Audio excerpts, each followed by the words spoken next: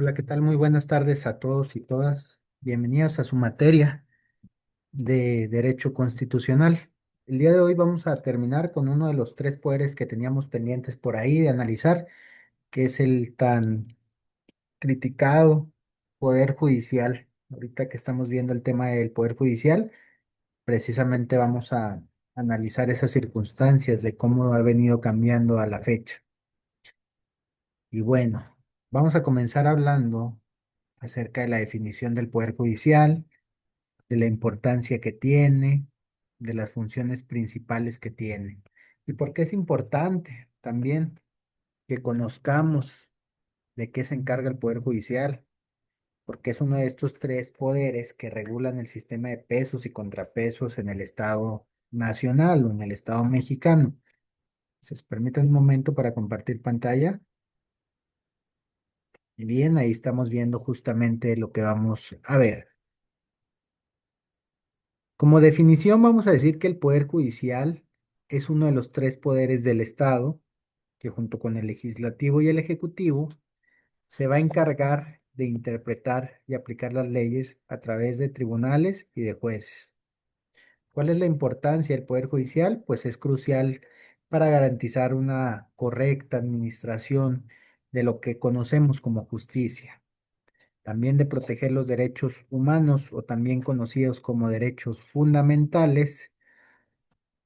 Y entre otros aspectos importantes, también debe fungir como este sistema de equilibrio entre los otros dos poderes del Estado. Sin un poder judicial de manera independiente y eficaz, pues el Estado de Derecho es obvio que no se va a sostener. ¿Cuáles son las funciones principales que tiene el Poder Judicial? Entre sus funciones principales van a destacar la resolución de conflictos, la protección de derechos y las libertades individuales, así como la supervisión de las leyes y de los actos de gobierno. Entonces, estamos viendo en pantalla el tema de la importancia del Poder Judicial. Es importante porque a través de este poder es que se garantiza el acceso a la justicia y busca proteger estos derechos conocidos como humanos, que ya decíamos en alguna clase anterior. ¿De dónde viene esta acepción de derechos fundamentales? Ya no solo es humano inherente al hombre, sino algo mínimo vital, algo fundamental. Y pues siempre este sistema que generó Montesquieu de que un poder regula al otro y que ha venido funcionando pues por años y años y años, ¿no? Al menos desde la Constitución del 17, que fue cuando se estableció, pues es un sistema que se ha mantenido vigente. También vemos por ahí que es importante la independencia judicial, un tema de corte reciente que se ha estado establecido que tanto debe ser independiente. Pues debe ser muy independiente para que no se afecten las tomas de decisiones. Y dentro de las funciones principales, pues vemos estas protecciones, ¿no? ¿Por qué es importante? Pues porque el Poder Judicial es el que administra la justicia. Entonces, imagínense qué importancia tiene este Poder Judicial sobre los demás, que es el que regula las sanciones, que es el que regula los derechos, que es el que tutela todos estos aspectos cotidianos. Los dejo en pantalla para que tomen nota.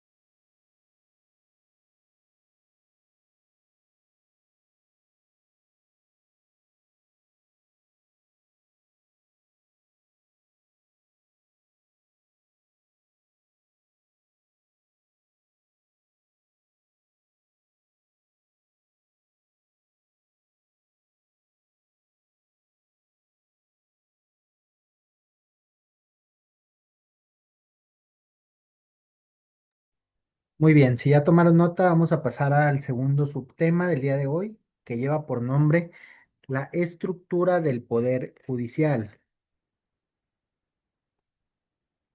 Vamos a ver qué es una organización jerárquica, la forma de que está estructurado el poder judicial.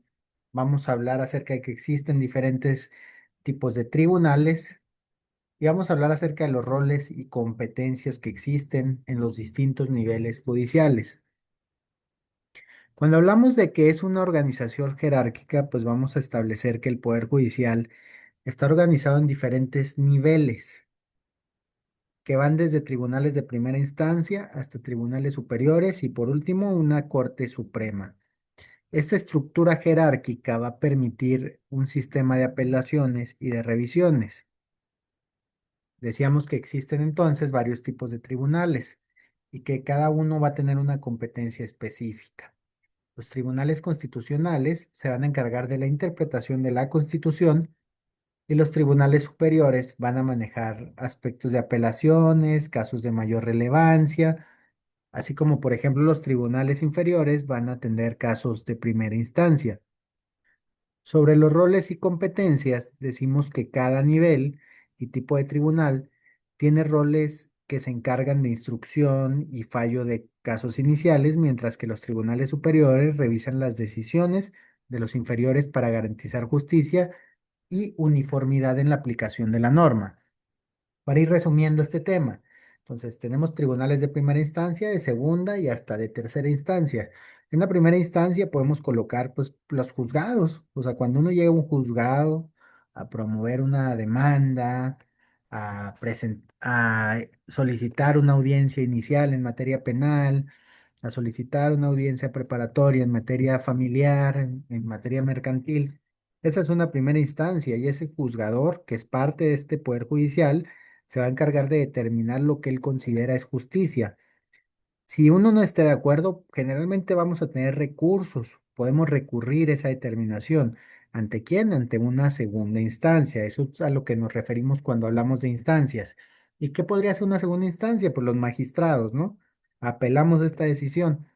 Si aún así en apelación no nos la dan, podemos ir más arriba, podemos ir al Poder Judicial de la Federación, buscando la protección que ampara y proteja a través de este juicio de amparo. Y por última instancia tenemos a la Suprema Corte de Justicia de la Nación como el máximo intérprete de la norma y que busca proteger los derechos fundamentales a través del espíritu de las leyes, es decir, esa naturaleza que el legislador le dio a la norma al momento de su creación. Entonces, a eso nos referimos cuando nos referimos a instancias, para que lo vayan conociendo.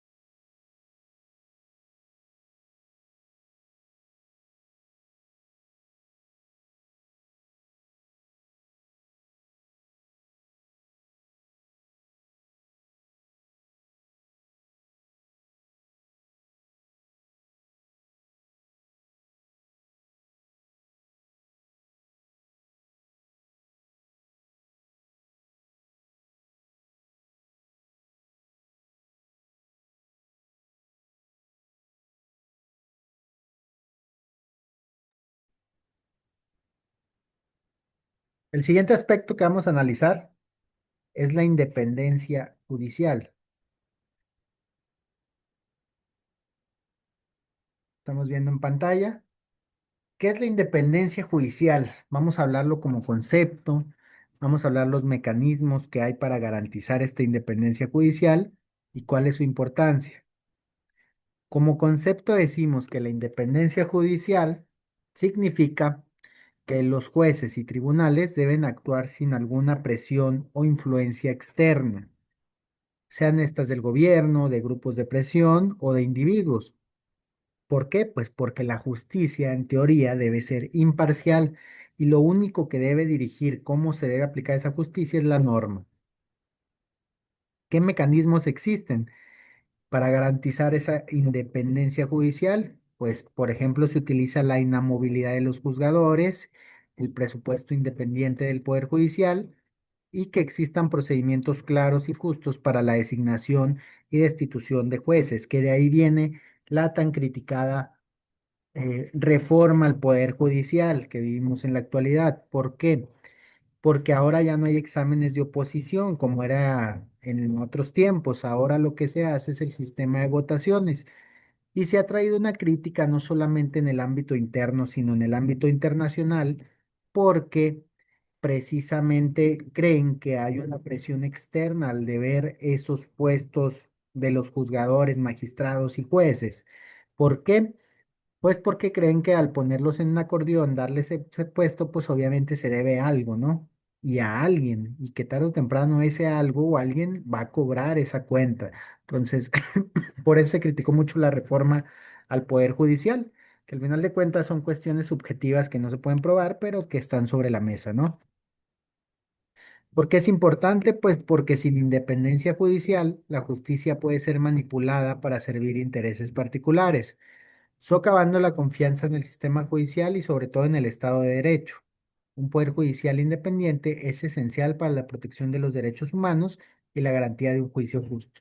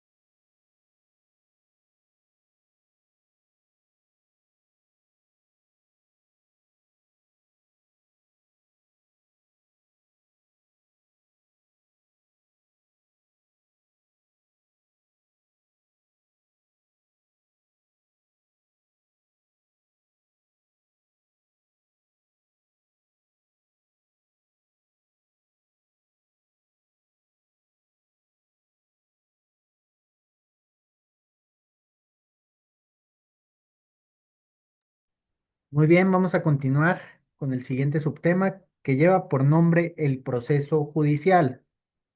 Y en este subtema vamos a hablar acerca de las etapas del proceso judicial, de los principios rectores del proceso judicial, que son estos tres básicos: imparcialidad, publicidad y celeridad, y acerca de las garantías procesales.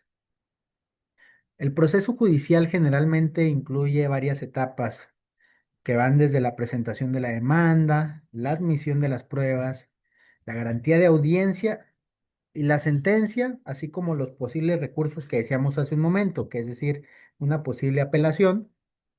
Y cada etapa tiene procedimientos específicos, actos procedimentales que deben seguirse para garantizar un piso parejo. Y sobre todo son garantías esenciales de lo que se conoce como el debido proceso. ¿Cuáles son los principios rectores? Bueno, pues los principios rectores establecen que el proceso judicial debe regirse bajo ciertos rubros como lo son la imparcialidad. ¿Qué quiere decir? Pues que los jueces deben de ser neutrales, que no deben ser parciales con alguna de las partes. La publicidad, que busca que las audiencias sean públicas de acceso a la gente para que puedan ser revisados los actuares de los juzgadores y garantizar la transparencia. Y la celeridad, es decir, que los procesos se llevan de forma eficiente y sin demoras injustificadas, lo que se conoce también como la garantía de justicia pronta y expedita. Todo esto forma parte de garantías básicas procesales, lo que decíamos, el debido proceso.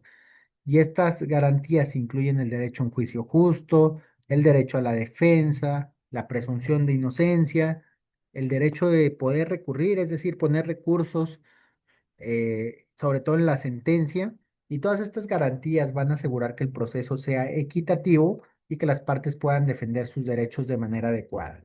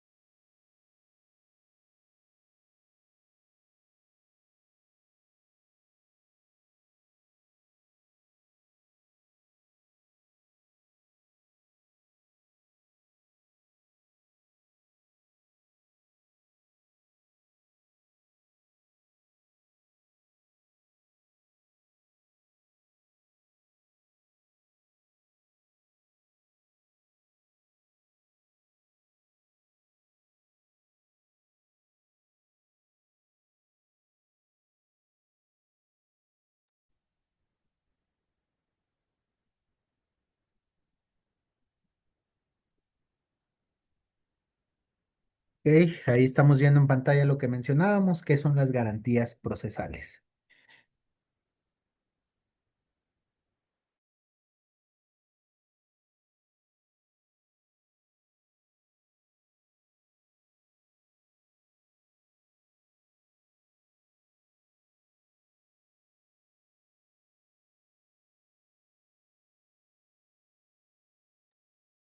Y ahora sí vamos a hablar del siguiente subtema. El siguiente subtema va a ser el control de la constitucionalidad. Y vamos a ver el concepto de control de constitucionalidad, los tipos de control de constitucionalidad, que son difuso y concentrado, y la importancia del control de constitucionalidad. Como concepto, decimos que el control de constitucionalidad es un mecanismo mediante el cual se asegura que las leyes y actos de gobierno estén a la par o sean conformes a la Carta Magna. Este control puede ser ejercido por tribunales ordinarios o por un tribunal constitucional en específico, que de ahí se engloba lo que decíamos, los tipos de control de constitucionalidad que existen. El control difuso va a permitir lo que decíamos, que cualquier autoridad, juzgador, en el ámbito de sus competencias pueda declarar la constitucionalidad o no de una norma y que en el caso concreto que estemos ante el supuesto de inconstitucionalidad, se pueda inaplicar esa norma por ese juzgador. Por otro lado, el control concentrado establece que solamente un tribunal constitucional pueda anular normas generales por tener esta característica de inconstitucionalidad. En el caso mexicano se aplica el control difuso a partir de la reforma que hubo en 2011 en materia de derechos fundamentales, donde se aplica o donde se advierte este bloque de constitucionalidad y que en este bloque de constitucionalidad faculta a las autoridades a que ellos determinen cuando una norma sea contraria a la Constitución y en consecuencia se inaplique en ese momento, sin tener que pasar por todo un proceso de inaplicación. ¿Por qué es importante? Bueno, es importante porque este control garantiza la supremacía de la Constitución y proteger los derechos fundamentales. Sin este mecanismo, pues no habría garantía de leyes que respeten los principios constitucionales y habría violaciones reiteradas a la misma.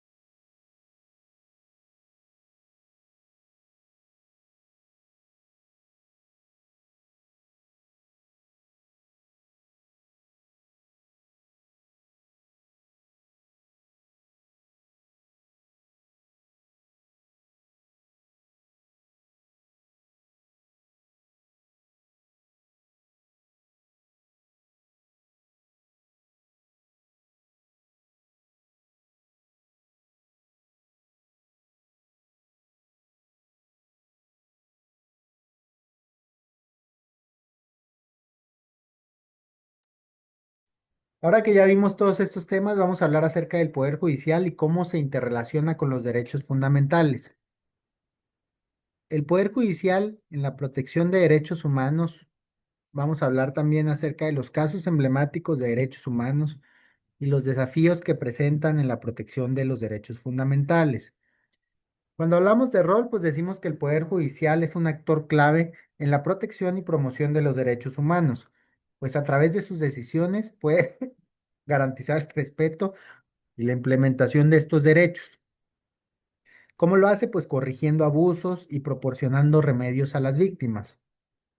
Ejemplos de decisiones judiciales que han tenido un impacto significativo en la protección de los derechos humanos incluyen fallos sobre la libertad de expresión, igualdad y también el debido proceso. Les voy a pasar algunos nombres para que tomen nota y los analicen en una oportunidad, que vean las sentencias que no solo son de índole nacional, sino que precisamente las ha establecido la Corte Interamericana de Derechos Humanos. Algunos casos importantes pueden ser el caso Brown versus Board of Education en Estados Unidos, el caso de Barrios Altos en Perú también puede ilustrar este rol en cómo se busca proteger los derechos humanos, y en el caso mexicano, el caso García Rodríguez y otros contra México, que es una sentencia de corte relativamente reciente, si no me equivoco, 2023, y que es muy interesante para analizar. Y entre los desafíos que se encuentran actualmente, pues podemos encontrar la independencia judicial, por lo que ya les adelantaba hace un momento, en contextos de presión política, la eficacia en la implementación de decisiones judiciales y la necesidad de formación continua en derechos humanos para jueces y abogados, porque recordemos que con este nuevo sistema, pues muchos juzgadores han brillado por esta notoria ineptitud para desempeñar cargos judiciales. Entonces es importante que estas personas que ya tuvieron la aprobación de la sociedad al menos, pues se preparen día con día para estar al cargo de la altura para estar a la altura del cargo, más bien dicho, y de la responsabilidad que implica ser un juzgador.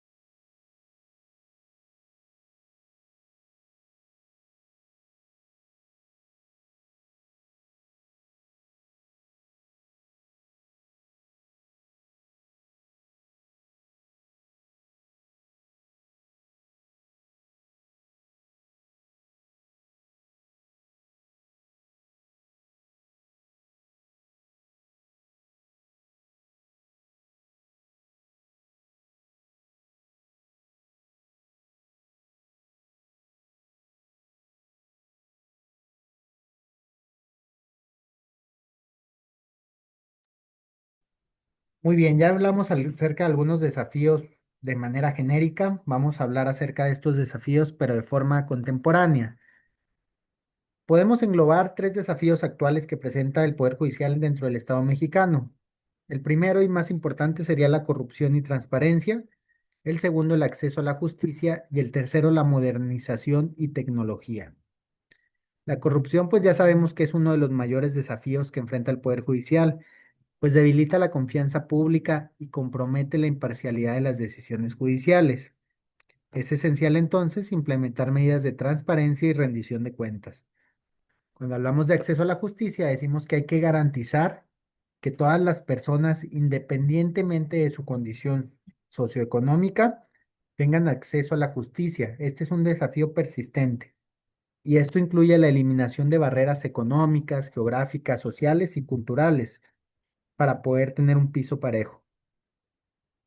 Y por último, la modernización, que es esta incorporación de la tecnología en el sistema judicial. Esto podría mejorar la eficiencia y la transparencia, y se puede incluir en ella un sistema de gestión de casos, las audiencias virtuales, que ya vimos que es posible. Con el tema del COVID se utilizaron audiencias virtuales a lo largo del Estado mexicano, y un acceso en línea a documentos judiciales también pudiera servir.